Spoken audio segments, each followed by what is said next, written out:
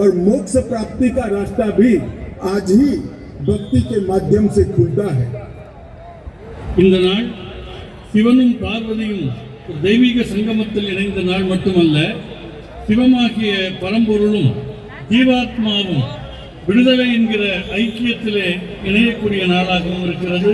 பக்திக்கான மிக உன்னதமான திருநாளாக அமைந்திருக்கின்றது. शिव सिर्फ एक प्रतीक नहीं, शिव एक कल्याणकारी चेतना है जो संहारक भी है और पालनकर्ता भी है, और दोनों की विशिष्ट भूमिका हमारे जीवन में होती है।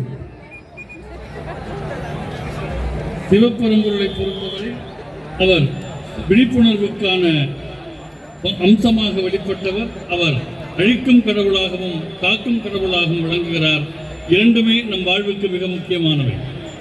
शिव शंभू भी है, स्वयंभू भी है।